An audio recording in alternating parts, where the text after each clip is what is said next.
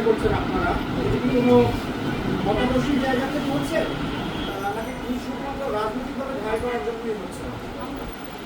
মতাদর্শিক জায়গা তো অবশ্যই আছে, যেই মতাদর্শ এমন অবস্থান লালন করে যে নারীকে তারা রাজনৈতিক অঙ্গনে বিচরণ করতে দেখতে চায় না, নারীকে তারা ক্ষমতার পর্যায়ে যেতে চায় না, দেশ গঠনের কাজে এগিয়ে আসতে যেতে চায় না, সেই মতাদর্শর ক্ল্যাশ অবশ্যই আছে। এই মতাদর্শ যারা লালন করে তারা এই ধরনের প্রচেষ্টা চালাচ্ছে এবং একই সাথে নারীকে রাজনৈতিকভাবে ঘায়েল করারও একটি অস্ত্র হিসেবে ব্যবহার করা হচ্ছে।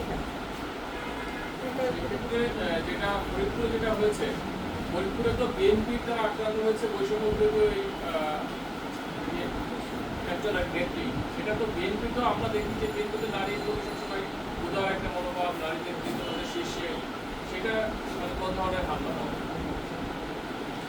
নারী নেতৃত্ব শীর্ষে থাকা মানেই যে নারীর জন্য তারা সেই ধরনের কমফোর্ট পলিটিক্স বা নারীর জন্য নিরাপদ পরিবেশ তারা সৃষ্টি করতে পেরেছে, সেটা বাধ্যতামূলক না।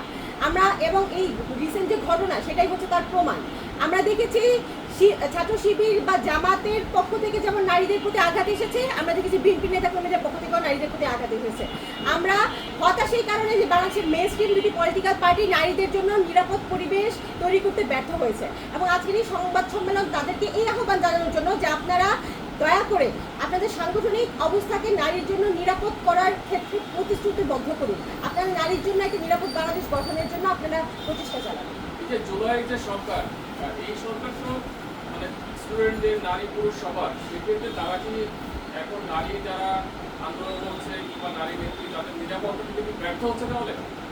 আমরা জানি যে মানে রাষ্ট্র হচ্ছে নারী নিরাপত্তা দেওয়ার প্রধান স্টেক হোল্ডার হচ্ছে রাষ্ট্র, সেটা অবশ্যই সত্য, কিন্তু একই সাথে যখন সমাজের অন্যান্য সংগঠনগুলা নারীর নিরাপত্তা প্রশ্নকে আঘাত করার চেষ্টা করে তখন রাষ্ট্রের একার পক্ষে আসলে কখনো সেই নারীকে নিরাপত্তা দেওয়াটা সম্ভব হয় না।